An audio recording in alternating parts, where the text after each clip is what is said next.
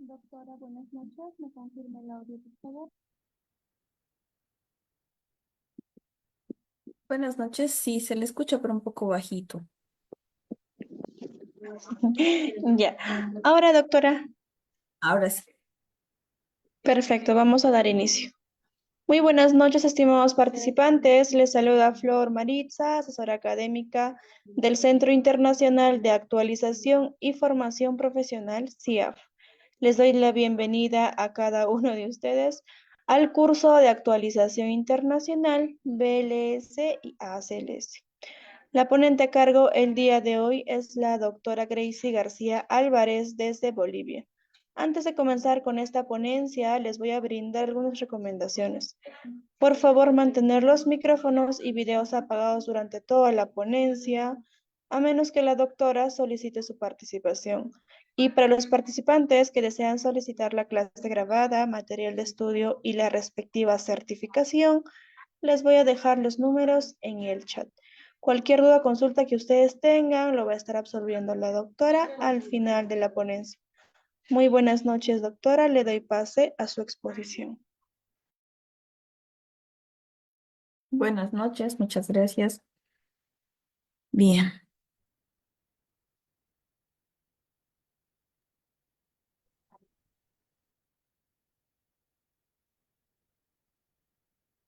si me hace anfitriona, por favor. Ahora sí. ¿Listo? Bien, comenzamos entonces con la clase de hoy. Para mayor conectividad en cuestión a Internet y que no exista cortes, voy a mantener de igual manera mi cámara apagada. Bien, comenzamos entonces con el tema BLS y ACLS. Los temas que vamos a abordar alrededor de este tema va a ser definiciones y conceptos básicos de BLS y ACLS, los principios del soporte básico y avanzado en emergencia cardiológica, evaluación y manejo del paro cardíaco mediante RCP, los ritmos cardíacos anormales y terapias avanzadas y los cuidados post reanimación de manejo de la insuficiencia cardíaca. Para recordar un poco y saber contextualizar, sabemos que las siglas en inglés el BLS es el soporte básico de vida. El ACLS es el soporte vital cardiovascular avanzado. Y bueno, esto está dado, estos son cursos prácticamente del AHA, de la American Heart Association, que es donde también hemos sacado la información para dar la presente ponencia. Al ser cursos prácticamente bastante amplios, pues se ha tratado de sintetizar lo mejor que se ha visto para que se pueda entender el tema. Tenemos primero las definiciones y los conceptos básicos de BLS y ACLS. Para eso nos vamos a basar y vamos a recordar primeramente la cadena de supervivencia del adulto. ¿Qué es lo que nos dice la AHA? Aquí está la AHA, la American Heart Association. Nos indica, un momentito ahora sí, nos indica que, bueno, hay una serie de procedimientos o pasos, secuencia en realidad, para nosotros poder actuar en caso de que se tenga un paro cardíaco intrahospitalario y extrahospitalario. En el caso primero del paro cardíaco intrahospitalario, se debe realizar un reconocimiento y prevención temprana. Activar la respuesta de emergencia indicando código azul en el hospital para que puedan acudir más profesionales a coadyuvar a las maniobras del RCP. Realizar el RCP de alta calidad, que posteriormente también lo vamos a detallar con mejores detalles, realizar la desfibrilación con el DEA y obviamente el mejor de los casos que queremos que salga del paro cardíaco, pues que exista cuidados postoperatorios cardíacos, ¿no? Y la recuperación total del paciente. En caso de que exista un paro cardíaco extrahospitalario, lo primero que se debe hacer es activar el sistema de respuesta de emergencia. Es decir, se le debe de indicar, se debe de llamar a más personas, en todo caso el personal adecuado, para que acuda a la emergencia. Se debe usar el desfibrilador, en este caso sería el DEA, en caso de que así se tenga, y se debe de realizar el soporte vital avanzado. De igual manera, se debe realizar el cuidado postparo cardíaco y la recuperación. Bien. En cuanto al niño, es bastante similar. Prácticamente no hay mucho cambio, pero lo vamos a repasar de igual manera. En cuanto al paro cardíaco intrahospitalario, tenemos primero el reconocimiento y la prevención temprana, al igual que el inicio, ¿no? Este es bastante similar. Se activa la respuesta de emergencia, se realiza el RCP de alta calidad y la reanimación avanzada. Posteriormente, los cuidados post-paro cardíaco y la recuperación. En el que es extrahospitalario, pues primero sabemos de que existen medidas de prevención para que no exista precisamente esto, ¿no? Normalmente los paros cardíacos en niños en casos extrahospitalarios serían por accidentes de tránsito, ¿no? Es por eso que acá se muestra en la imagen a un niño con el cinturón de seguridad. Se activa el sistema de emergencias y se realiza un RCP de alta calidad. Posteriormente la reanimación avanzada y los cuidados posparo cardíaco y recuperación. Bien, vemos ahora un poco de las características básicas del BLS. Ha existido un pequeño cambio en la guía en cuanto a las características de los pasos para realizar. Esto estamos hablando del cambio en la guía del 2013, que ahora nos indica que tiene que ser CAB. Primero C, que serían las compresiones torácicas, A, la apertura de la vía aérea y B, una buena ventilación. Para esto también tenemos distintos algoritmos. El algoritmo del BLS está dado por una serie de pasos que debemos de realizar. Tenemos el paso 1, evaluar si la víctima va a responder y comprobar si la respiración es normal o no. Si no hay respuesta y no respira o no lo hace con normalidad, es decir, solo jadea o boquea, se grita pidiendo ayuda. Esto más que todo cuando sucede algo en la calle, ¿no? Como el paso 2, si se encuentra solo, se activa el sistema de respuesta de emergencia y se busca un dedo desfibrilador si está disponible y se regresa a la víctima. Se comprueba el pulso de la víctima entre 5 segundos como mínimo y 10 como máximo. Y en caso de que no se detecte ningún pulso en 10 segundos, se realiza 5 ciclos de compresiones y ventilaciones. Es decir, aplicamos la regla de la relación 30-2. 30 compresiones, 2 ventilaciones. Comenzando por las compresiones, ¿no? En la secuencia CAB que habíamos indicado al inicio. Ahora, en caso de que sea una persona externa prácticamente que tal vez no tiene más capacidad para poder realizar las maniobras y todo, primero se asegura que la situación sea segura, ¿no? Tanto para el paciente como para la persona que está auxiliando y también para la víctima. Lo último que se desea es que también se convierta en la víctima, ¿no? Si una persona ve que tal vez existe una persona desmayada en la calle, debe de actuar siempre con precaución. Tampoco no puede eh, prestar su ayuda en caso de que sea prácticamente un lugar peligroso para ella misma. Se golpea a la víctima en el hombro y se exclama, se encuentra bien esto con la finalidad de que pueda reaccionar, ¿no?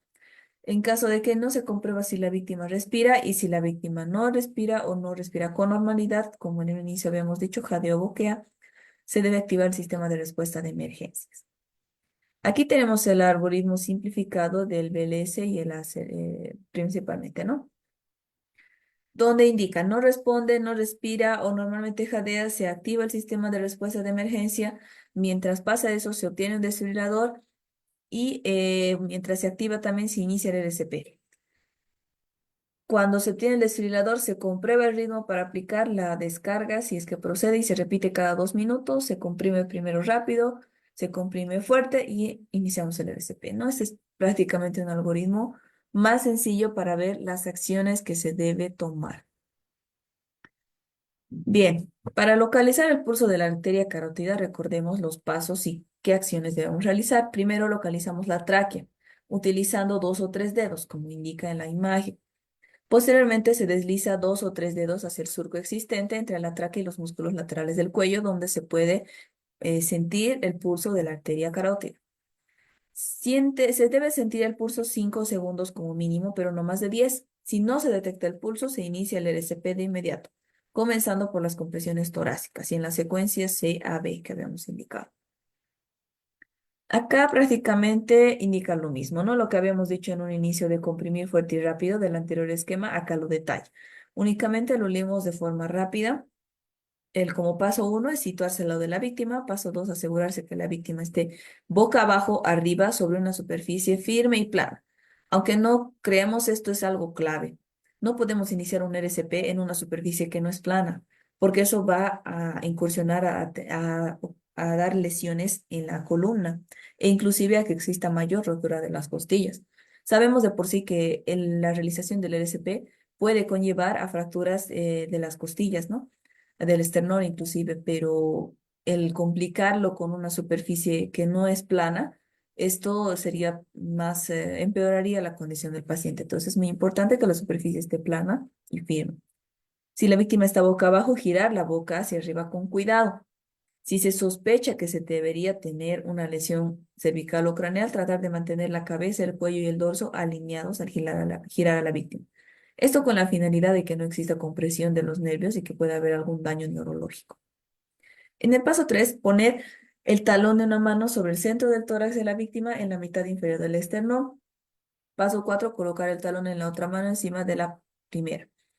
Paso 5, poner los brazos de forma firme y colocar los hombros directamente sobre las manos. Esto es clave. Si nos damos cuenta en este pequeño dibujo, está a 90 grados y así es como debe de ser.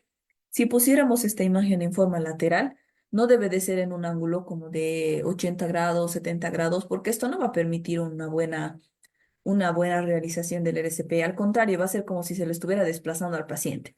Sin embargo, si realizamos un ángulo de 90 grados con el tórax del paciente y las manos de la persona que está realizando, vamos a lograr un RCP de calidad.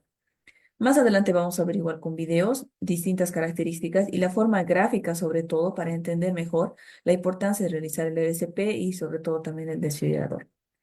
Bien, entonces en el paso 6 tenemos comprimir fuerte y rápido. Hundir el tórax al menos 5 centímetros. En algunas literaturas también mencionan 6 centímetros, que esto implicaría 2 pulgadas con cada compresión. Es decir, debe de ser un RCP bastante fuerte que debe hundir unos 5 centímetros el tórax del paciente. Para ello se debe presionar con fuerza y en cada compresión torácica se debe asegurar que la presión se ejerce en línea recta sobre el esternón de la víctima. Aplicar las compresiones de manera suave con una frecuencia mínima de 5 compresiones minuto. En el paso 7, al terminar cada compresión, se asegura de permitir que el tórax se pueda expandir completamente. La expansión del tórax va a permitir ¿qué cosa? Que la sangre vuelva a fluir hacia el corazón y que eso es necesario y es necesaria para que las compresiones torácicas puedan nuevamente recircular la sangre. Una expansión incompleta del tórax, al contrario, podría producir daños, ya que el flujo sanguíneo no va a crear las compresiones torácicas. Los tiempos de compresión y expansiones torácicas deben ser más o menos iguales y en el paso Claro. 8 se minimiza las interrupciones. Realizar el RCP es cansador. Uno pensaría que 1 o 2 minutos no es nada, yo puedo realizarlo, pero realizar un buen RCP cansa y el paciente necesita un RCP de alta calidad. Entonces, si para eso ya ha llegado el personal para poder relevarlo, es mejor cambiar para que se siga realizando un RCP de calidad, como hemos mencionado. Por favor, los micrófonos habíamos dicho apagados. Ya, ahora sí. Ahora vamos, también mencionamos datos fundamentales en cuanto a la técnica alternativa de las compresiones torácicas. Vemos los datos fundamentales y la importancia de una superficie plana. Las compresiones van a ocasionar que el bombeo de la sangre hacia el resto del cuerpo. Por lo tanto, es muy importante que se lo realice de forma correcta y en una superficie plana. Si la víctima no va a estar sobre esta superficie, lo más probable es que la fuerza ejercida comprima el tórax y el corazón y haga circular, bueno, si se encuentra en una superficie buena y firme, lo que se quiere es precisamente que recircule la sangre. Eh, la importancia de una superficie plana, entonces es esto, porque si vamos a realizar en colchón otra superficie que es más blanda, pues nos va a dificultar. En cuanto a la técnica alternativa para las compresiones torácicas, si es que se tiene dificultades para presionar de forma profunda durante las compresiones, se puede realizar esta otra técnica, que es auxiliar. Colocar una mano en el esternón para presionar sobre el tórax y agarrarse con la otra mano la muñeca, como vemos acá. Agarramos la muñeca con la otra mano para sujetar la primera mano y ejercer la fuerza y la presión. Esta técnica normalmente va a resultar mejor en los pacientes, en los reanimadores que van a tener artritis. Esto porque sabemos que normalmente esto ocasiona deformidades, ¿no? A nivel de los dedos y que son dolorosas. Entonces, al realizar las compresiones, si nos damos cuenta, a ver, traten de realizar la forma. Es una mano y encima la otra como empanadeándose, pero de la forma del dorso de la palma. Los nudillos de los dedos de la otra mano que van a doblar la mano van a encontrarse comprimiendo al paciente y por lo tanto si la persona tiene artritis le va a doler, ¿no? Y esto va a impedir en que se realicen buenas compresiones. Bien, tenemos más algoritmos esta vez, bueno, en realidad cuadros sobre la ventilación mecánica del BLS. Y acá vamos a ver la técnica con la mascarilla normal y con la mascarilla con reservorio. Tenemos los pasos, entonces. El paso uno, nos situamos al lado de la víctima. Paso dos, colocamos la mascarilla sobre el rostro de la víctima, sirviéndonos del puente de la nariz como referencia para situarla en una posición correcta. Pegamos la mascarilla sobre el rostro. Con la mano que está más cerca de la parte superior de la cabeza de la víctima, situamos los dedos índice y pulgar en el borde de la mascarilla. Esto siempre lo indico, ubíquense realizando una forma de C. Colocar el pulgar en la otra mano en el borde inferior de la mascarilla.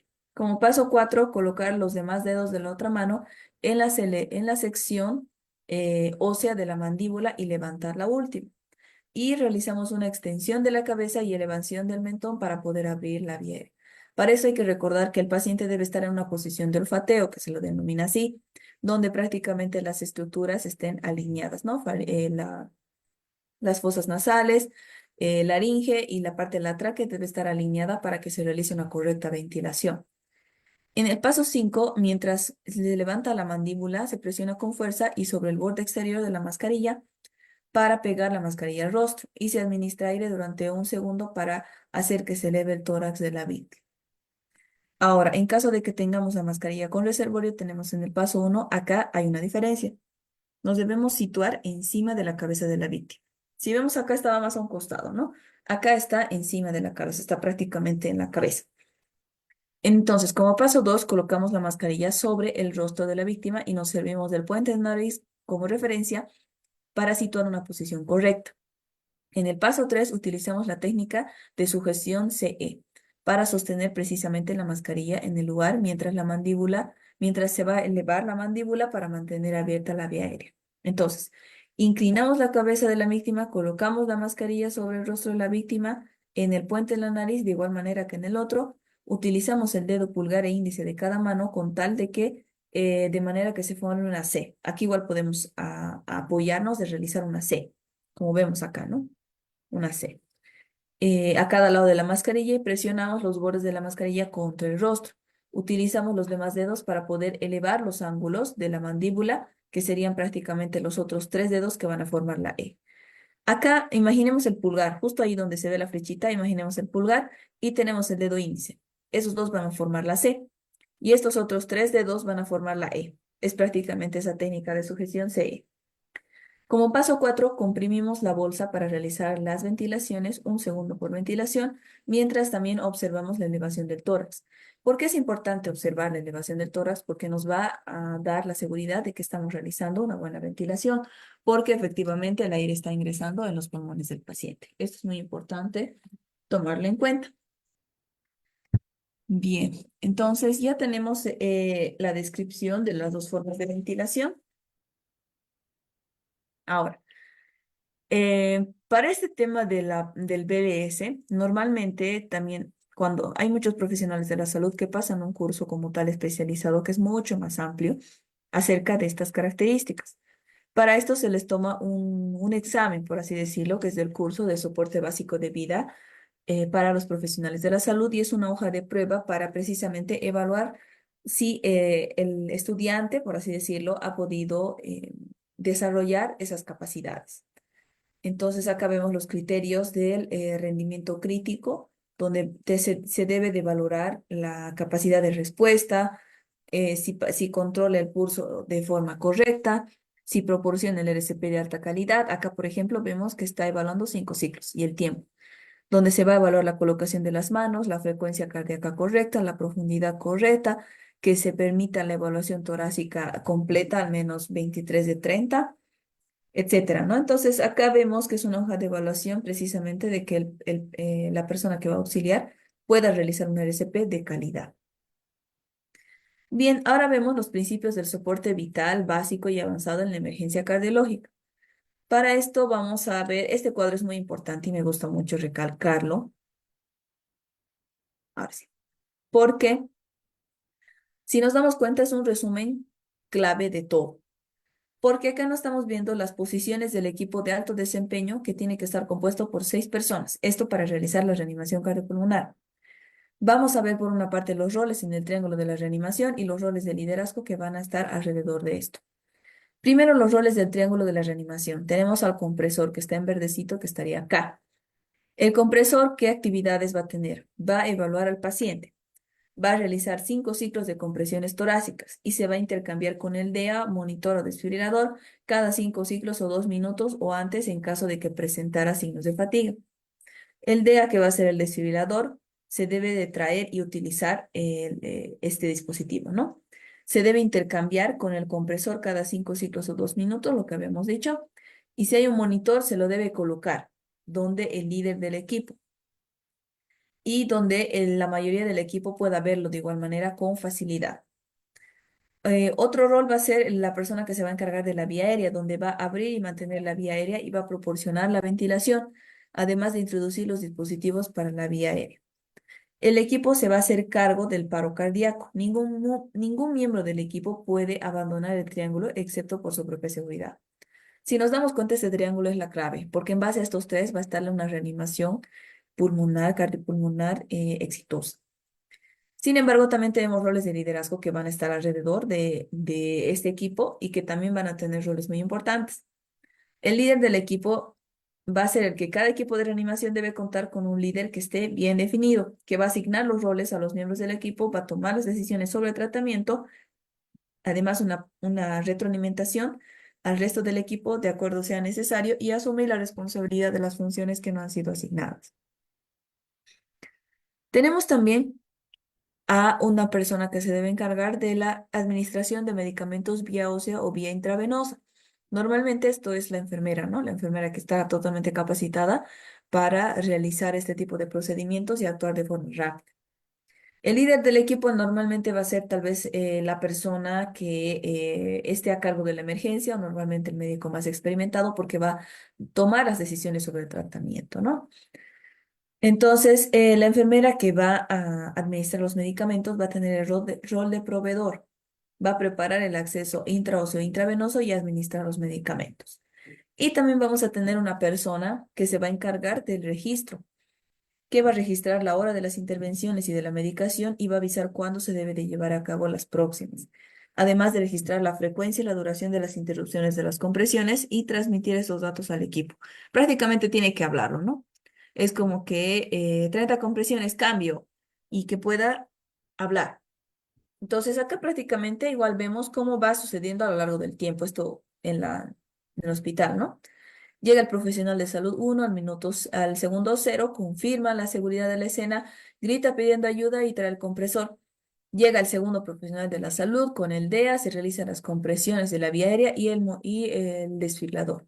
Luego llega el tercer profesional de la salud y se realiza de igual manera las compresiones, la monitorización, es decir, prácticamente el DEA y la vía aérea. Y se continúa realizando luego estos tres, prácticamente como una escalerita. Luego llega todo el equipo de reanimación y prácticamente coadyuvan y continúan realizando esto de forma ininterrumpida. Acá vamos a ver de forma más descriptiva, porque es necesario contextualizar esto, qué es el DEA.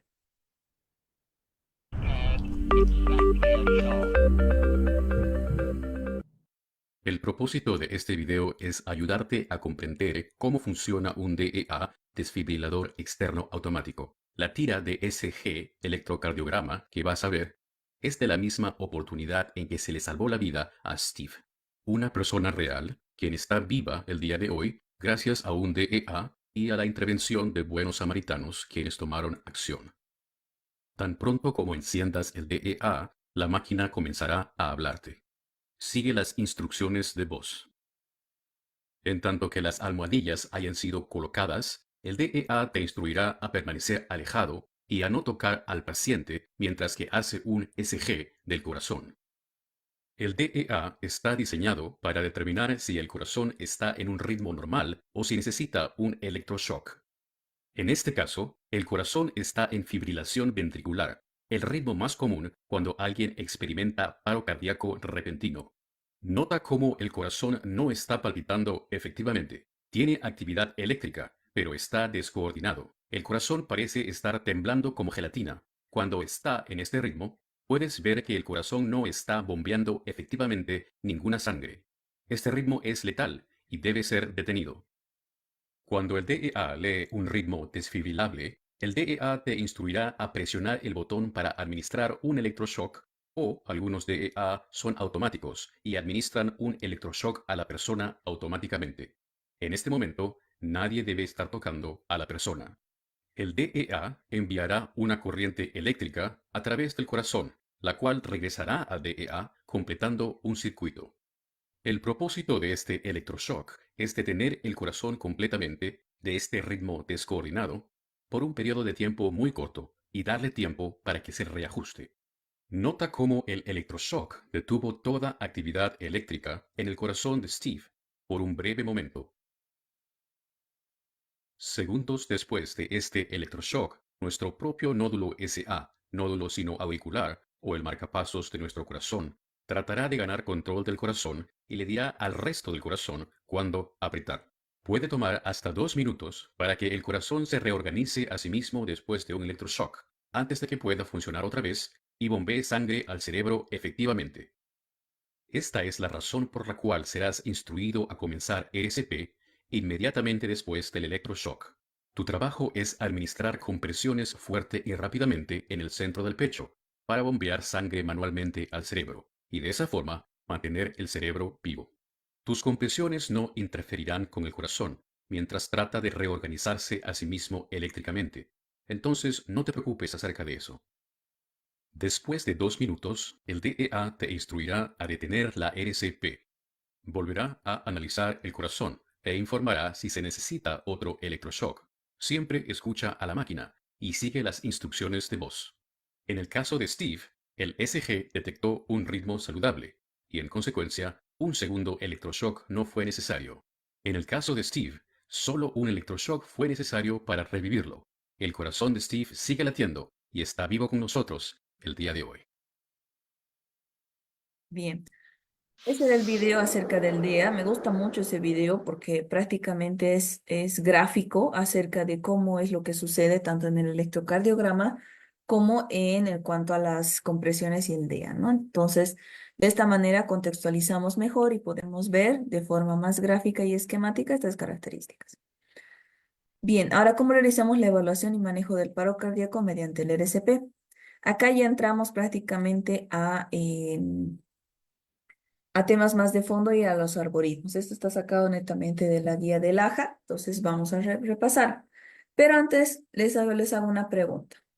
Tenemos acá una imagen, que son prácticamente unas bailarinas. ¿Alguien me podría responder por el chat a qué le hace recuerdo? ¿O qué relación tuviera con el tema?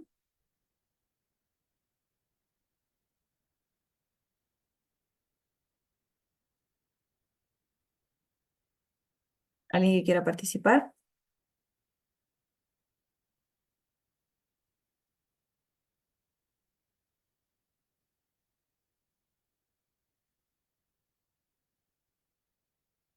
Bueno, la imagen no está puesta ahí porque sí, ¿no? Tiene una relación directa con el tema del LSP. Prácticamente es una imagen sacada del video de la Macarena, que fue una de las primeras canciones que estaban puestas para poder realizar a ese ritmo el LSP.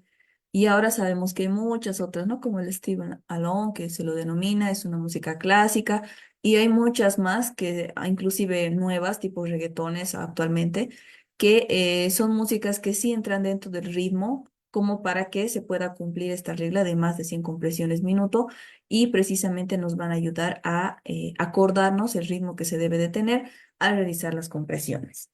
Entonces, vemos un poco, ¿no? Acá iniciamos con el cuadro. Vamos acá. Iniciamos el RCP, administramos oxígeno y conectamos el monitor o desfibrilador. Para esto debemos de valorar si se trata de un ritmo desfibrilable o no. En caso de que sí sea un ritmo desfibrilable, estamos hablando de una fibrilación ventricular o una taquicardia ventricular, ¿no? En caso de que no sea un ritmo desfibrilable, sería una sistolia o una actividad eléctrica sin pulso. Esto lo vamos a repasar igual más adelante, vamos a ver más características. Entonces, en caso de que sí realizamos una descarga con el DEA, tenemos luego 2 minutos de RCP y obtenemos el acceso intraoso o intravenoso. Nuevamente evaluamos si el ritmo es desfibrilable o no. En caso de que la respuesta sea nuevamente sí, realizamos la descarga. 2 minutos de RCP, administramos adrenalina cada 3 a 5 minutos y consideramos la posibilidad de usar un dispositivo de manejo avanzado para la vía aérea y capnografía. Nuevamente nos preguntamos si el ritmo sigue siendo desfibrilable. Para esto, si la respuesta es nuevamente sí, realizamos 2 minutos de RCP y administramos amiodarona o lidocaína y tratamos las causas reversibles. Para eso nuevamente nos preguntamos si es desfibrilable. Volvemos acá, ¿no? Y nuevamente en caso de que sea sí, ya sabemos. ¿Y qué pasa en caso de que sea no? Pues si no existen signos, debemos de valorar si no existen signos de retorno a la circulación, retornos a la circulación espontánea. Y en caso de que exista esto, debemos de ir nuevamente a los puntos anteriores. Si existe el retorno a la circulación espontánea, se debe ir a cuidados postparo cardíaco y consideramos si es apropiado continuar o no con la reanimación. Ahora, ¿qué pasa en caso de que no sea un ritmo desfibrilable? Ponemos la adrenalina lo más antes posible, 2 minutos de RCP, obtenemos el acceso intraoso e intravenoso y administramos adrenalina cada 3 a 5 minutos. Consideramos la posibilidad de usar, perdón, un dispositivo para el manejo avanzado, ¿no? De la vía aérea y la capnografía. Y nuevamente nos preguntamos si el ritmo es desfibrilable o no. En caso de que sí sea, vamos al punto 5 y 6. ¿Qué sería cuál? Serían prácticamente estos puntos. Y en caso de que la respuesta sea no, sería 2 minutos de RCP y tratamos las causas reversibles.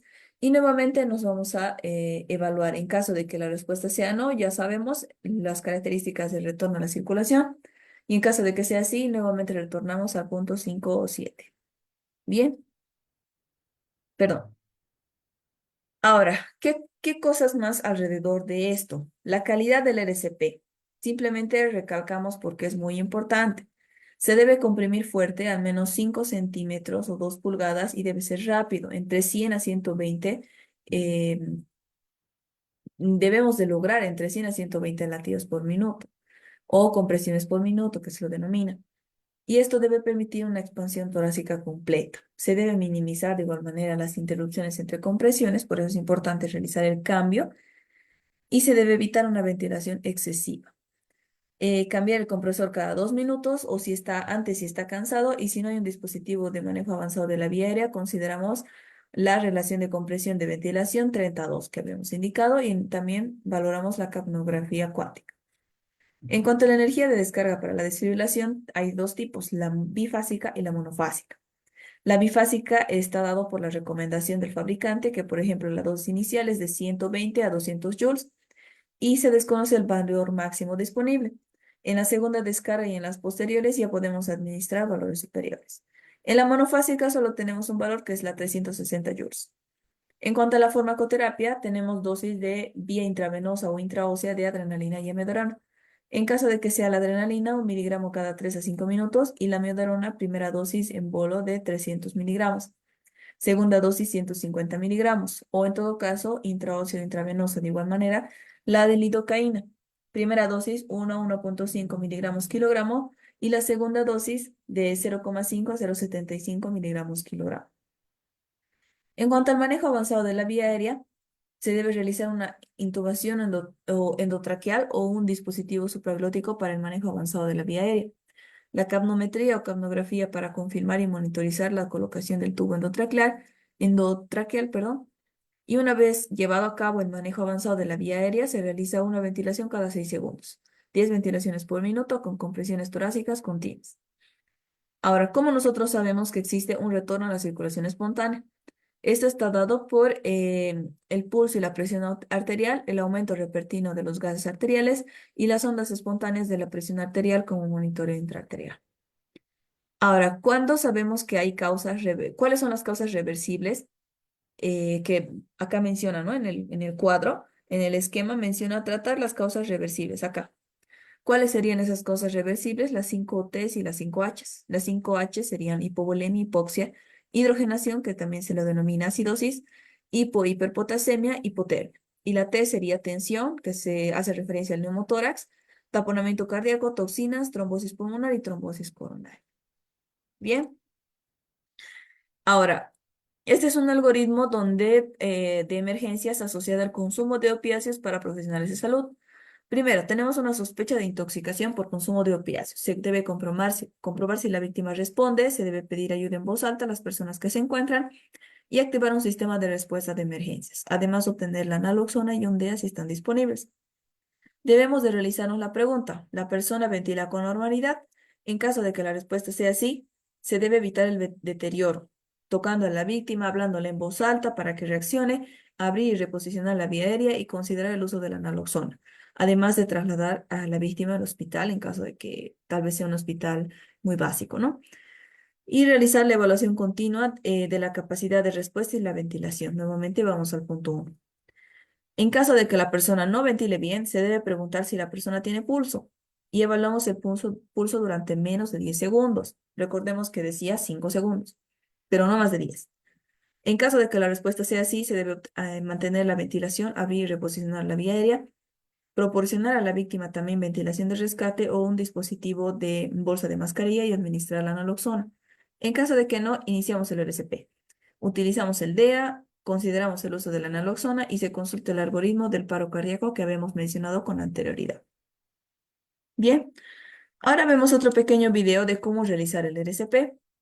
Esto es un video propio de la AJA. Vamos a ver.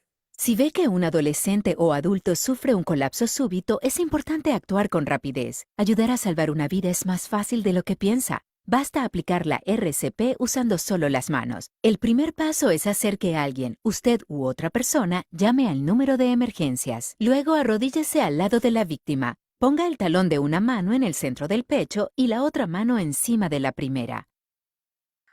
Comprima fuerte y rápido en el centro del pecho hasta que llegue ayuda. Es importante mantener una frecuencia de al menos 100 compresiones por minuto, que equivale aproximadamente a este ritmo.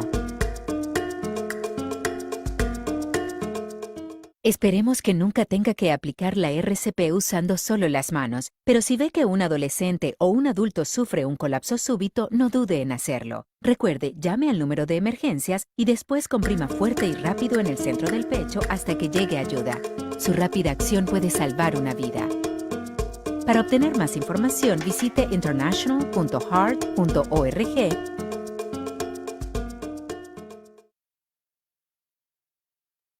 Bien, ese era el pequeño video y corto de la realización del RCP. Ahora vemos el tema del algoritmo de bradicardia pediátrica con pulso. Esto también es importante mencionarlo porque un paro cardiorrespiratorio no solamente les da a los adultos, ¿no? Tal vez podría ser igual a un bebé, a un niño, en caso de que sea un accidente de tránsito, por ejemplo. Entonces, pasamos y tenemos un paciente con bradicardia. Debemos de ver, ¿presenta compromiso cardiopulmonar? En caso de que la respuesta sea sí, valoramos si es por una alteración aguda del estado mental, si existen signos de shock y si existe hipotensión. Si la respuesta es no, se debe apoyar con el ABC de la reanimación, considerar el uso de oxígeno, realizar una buena observación y realizar un electrocardiograma de 12 derivaciones en caso de que tenga disponibilidad, además de identificar y tratar las causas subyacentes.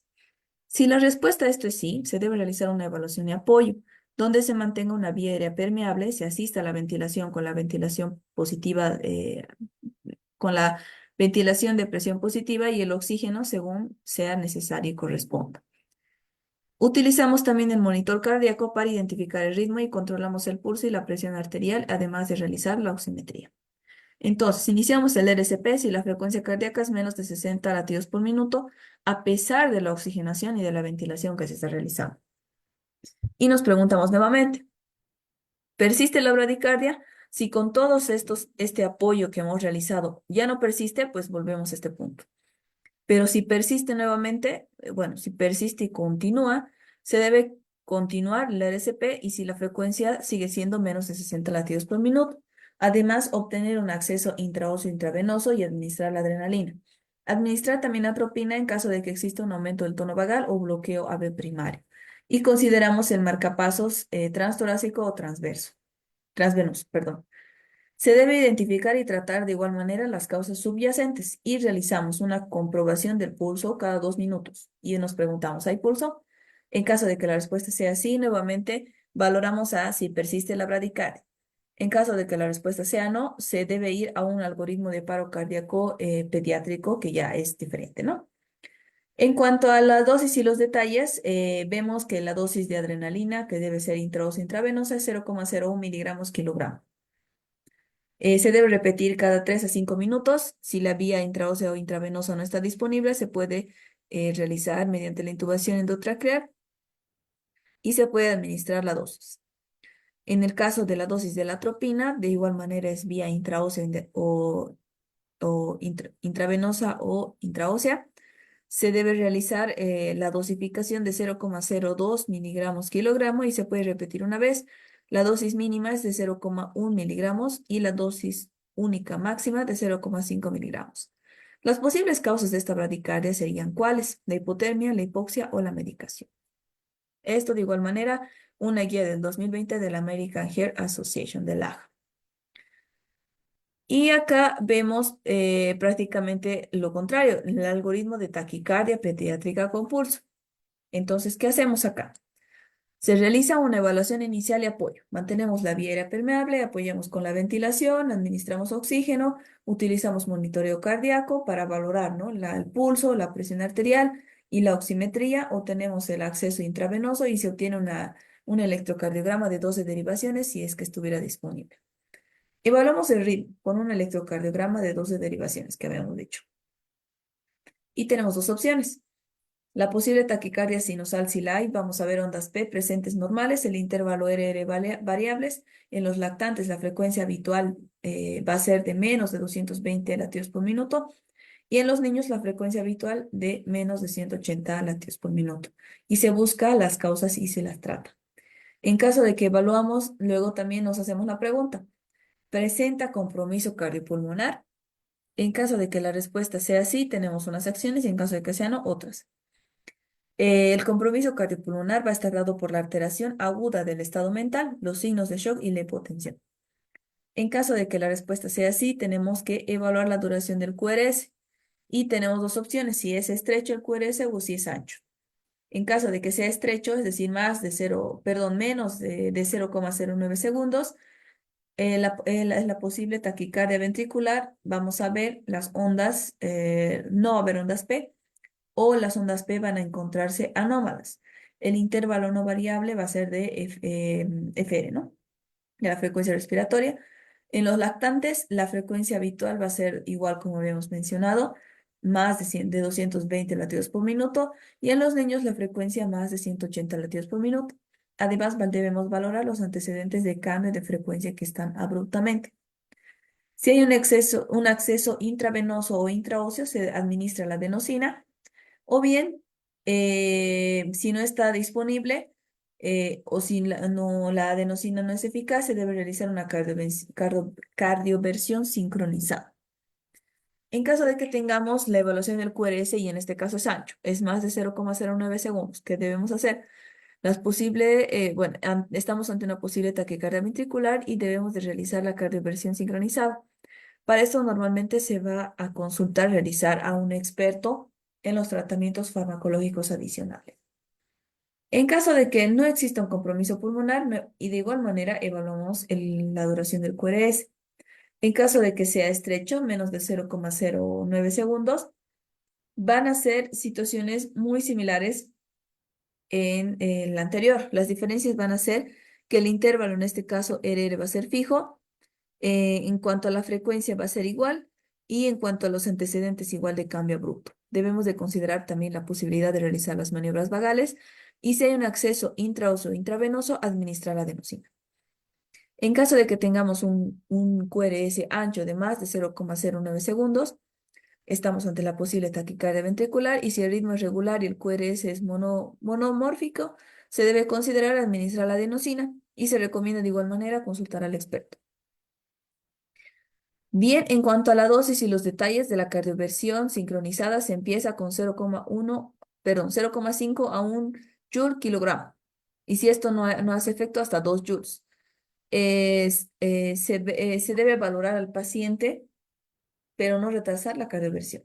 En cuanto a la farmacoterapia, la dosis intravenosa o intraósea de la adenosina, la primera dosis es en bolo rápido de 0,1 miligramos kilogramo, máximo 6 miligramos, y la segunda dosis en bolo rápido de igual manera de 0,2 miligramos kilogramo y la segunda dosis máxima de 12, que sería el doble.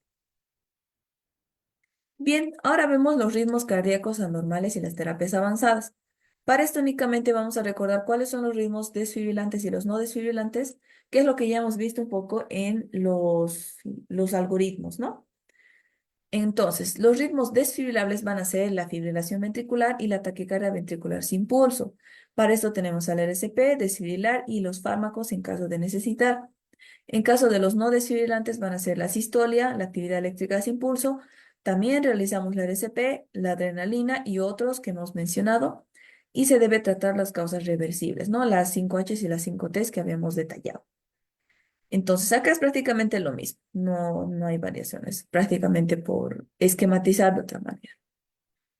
Y por último, ¿cuáles son los cuidados por reanimación y manejo de la insuficiencia cardíaca? Esto para complementar un poco. Sin embargo, primero vamos a ver los algoritmos de atención post-paro cardíaco en los adultos. ¿Qué es lo que debemos hacer post-paro? Tenemos el retorno a la circulación extracorpórea logrado. Perdón, el retorno a la circulación espontánea que está logrado. Es decir, ya hay un retorno, ya nuevamente el paciente tiene pulso, ya se está poniendo más rosadito nuevamente, todo. ¿Qué debemos hacer? Manejar la vía aérea, colocar de forma temprana el tubo endotraqueal, perdón, controlar los parámetros ventilatorios y comenzar 10 ventilaciones por minuto. Debemos valorar la saturación. De un 92% a un 98% debería estar la saturación. Y la presión parcial de CO2 entre 35 y 45 milímetros de mercurio, que sabemos que son los parámetros normales. Controlamos también los parámetros hemodinámicos, que serían la presión arterial sistólica mayor a 90 y la presión arterial media mayor de 65 milímetros de mercurio. Realizamos un electrocardiograma de 12 derivaciones. Y consideramos, esta primera parte hasta las derivaciones es la fase inicial de la estabilización. Ya desde acá vamos a un manejo continuo de las actividades de emergencia que van a ser adicionales. Entonces, consideramos la intervención cardíaca de la emergencia si se presenta un infarto de miocardio con elevación del ST o en caso de que exista un shock cardiogénico inestable y se requiere asistencia circulatoria mecánica. Debemos de valorar, el paciente sigue las instrucciones. En caso de que la respuesta sea no, está comatoso. Se debe obtener un ataque cerebral, monitorear con un electrocardiograma y tal vez un ecocardiograma y otros tratamientos clínicos. En caso de que sea así, el paciente está despierto y podemos realizar los otros tratamientos clínicos. En ambos casos se debe evaluar y tratar rápidamente las etiologías reversibles. Y a esto se debe incluir también la asesoría de expertos para el tratamiento continuo. Es muy importante. Entonces acá prácticamente lo detalla, ¿no? Tenemos acá, la MED es el manejo específico de la temperatura en el paciente comatoso que debe de tomarse en cuenta. Entonces, acá prácticamente es lo mismo. Complementando en la fase inicial de la estabilización, tenemos al manejo de la vía aérea por capnometría o capnografía, precisamente para monitorizar. También la colocación del tubo endotraqueal. El manejo de los parámetros ventilatorios se debe ver una FiO2 que esté con la saturación de oxígeno entre el 92 y 98% que habíamos mencionado, y el manejo de los parámetros hemodinámicos. En cuanto al control continuo, habíamos dicho el manejo específico de la temperatura, que es la MED, obtener la TAC cerebral y también una monitorización más completa del corazón. Y aquí tenemos nuevamente las 5H y las 5T que ya le hemos mencionado más antes. Entonces, en cuanto a recomendaciones, el soporte respiratorio, mantener la saturación de oxígeno entre un 94% aproximadamente, 94-98%, y esto estaría en normocapnia. En cuanto al manejo hemodinámico, nos indica que no hay diferencias en los objetivos de soporte hemodinámico respecto a otros pacientes críticos. En cuanto al manejo de la isquemia miocárdica, una angiografía coronaria urgente en pacientes que van a tener el retorno a la circulación espontánea tras un paro cardiorrespiratorio extrahospitalario de origen cardíaco con elevación del ST en el electrocardiograma. Esto es un manejo clase 1, significa que se debe hacer sí o sí. Valoración del pronóstico neurológico. Hasta ahorita no existen como tal parámetros clínicos o pruebas complementarias que pueden ser marcadores para predecir el mal pronóstico neurológico. Entonces, simplemente se debe realizar una evaluación continua. Bien, el síndrome postparo cardíaco. Tenemos inmediatamente intervenciones precoces, ¿no? Que van a ser las más específicas hasta los 20 minutos y en una etapa temprana, entre las 6 a 12 horas, ya mecanismos de lesión permanente activos intermediamente. En cuanto a las 72 horas, recién podemos hacer un pronóstico del paciente. El pronóstico se hace fiable y los resultados finales más predecibles y avanzamos hacia la rehabilitación. Se deben de prevenir las recurrencias, esto es muy importante, y limitar la lesión en curso, ¿no? Precisamente dar el soporte sistémico. Revisamos un poco la fisiopatología postparo cardíaco. Para esto recordamos que tenemos una puede haber una disfunción cerebral, es decir, el retorno a la circulación eh, espontánea. Podría haber una hiperemia seguido por un vasoespasmo con una hiperperfusión multifocal. Un acúmulo de los hematíes y una activación de los leucocitos ocasionaría el fenómeno de no reflujo y la fosforilación oxidativa que va a estar presente, reperfundiendo el aumento del calcio mitocondrial. En cuanto a la disfunción miocárdica, entre el 50 y 70% de los pacientes con el retorno a la circulación espontánea no tienen evidencia de lesión coronaria y van a desarrollar, pero una disfunción miocárdica, donde existe un incremento en las presiones de llenado, una disminución del índice cardíaco y una disminución de la presión arterial sistólica y la presión arterial diastólica. Entonces acá existe una activación de los leucocitos y del complemento, dando lugar al SIRS, que es prácticamente el síndrome de respuesta inflamatoria, ¿no? Síndrome de respuesta inflamatoria sistémica. En cuanto a las estrategias terapéuticas, debemos de optimizar la fisiología, ¿no? La temperatura corporal, la presión arterial, ver los electrolitos, el estado ácido-base, la glicemia. También valorar si se puede proporcionar al paciente anticonvulsivantes. Debemos de valorar la revascularización en cuanto a la trombólisis y la revascularización quirúrgica y la terapia antiarrítmica con el cardiodesfibrilador que va a ser implantado o los beta bloqueantes y la lidocaína. En cuanto a la oxigenación y ventilación, se debe ajustar la FiO2, la saturación que habíamos mencionado, inclusive aquí muestra otros parámetros, entre 94 y 96%, y evitar la hipo o hipercapnia. Esto es muy importante.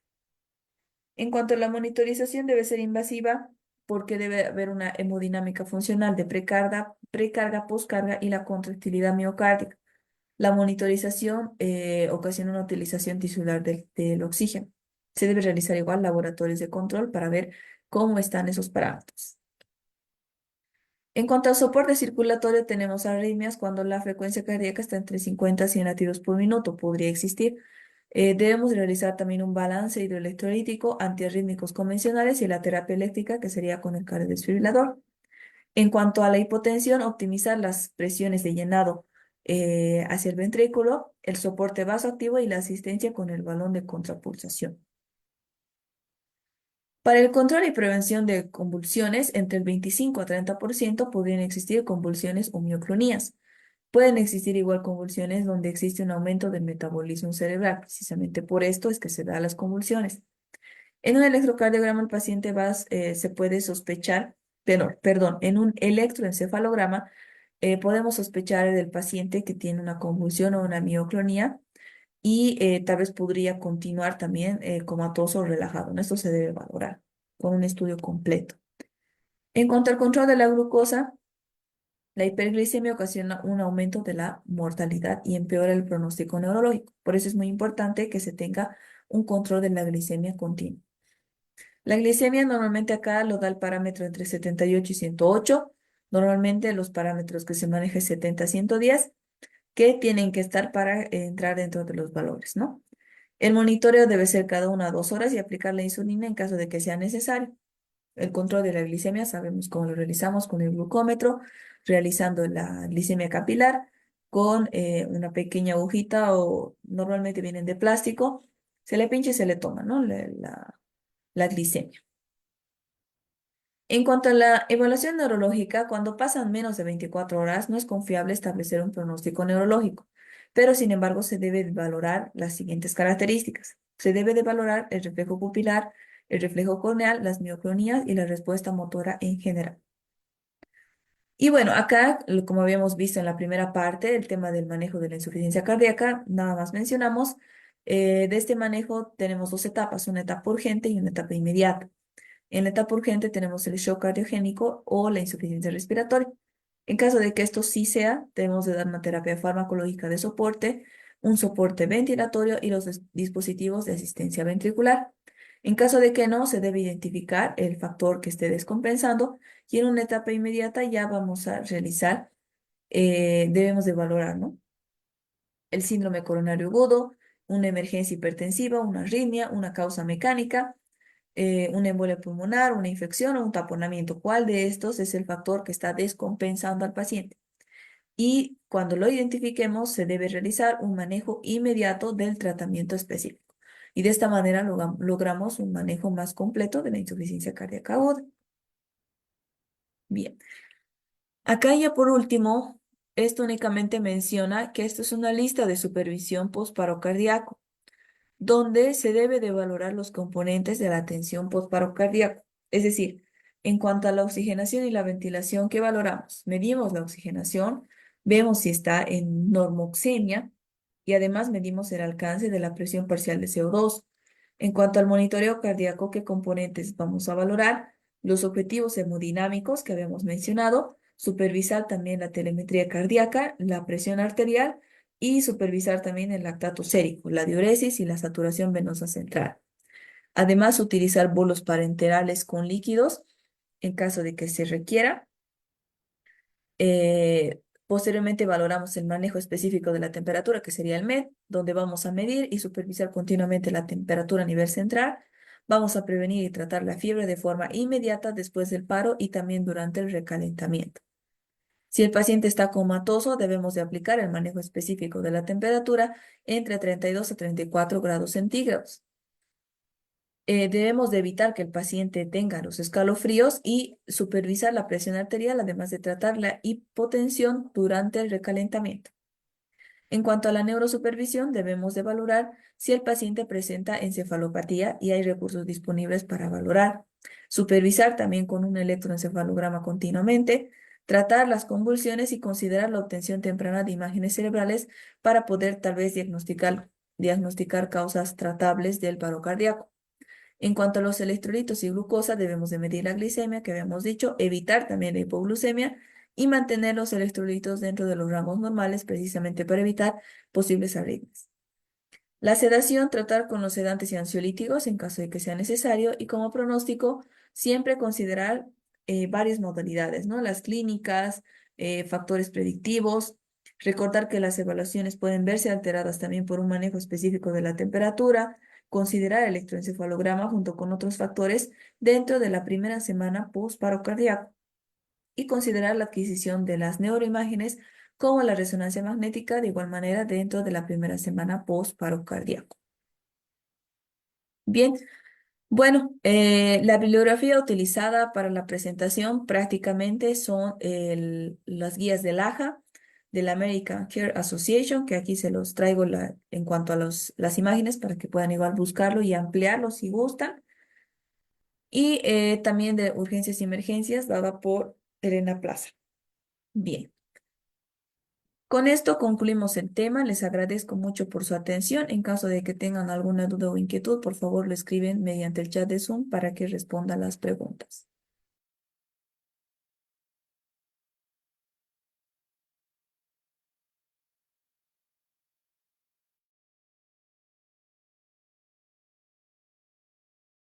Parece que no hay consultas, doctora. Bien, si no hay ninguna consulta, únicamente recordarles que tanto el material grabado, las diapositivas, lo pueden solicitar a la consultora y de igual manera en caso de que requieran la certificación. Como no hay ninguna duda o inquietud, yo me despido y les agradezco mucho por la atención. Será hasta otra oportunidad. Muchas gracias y buenas noches.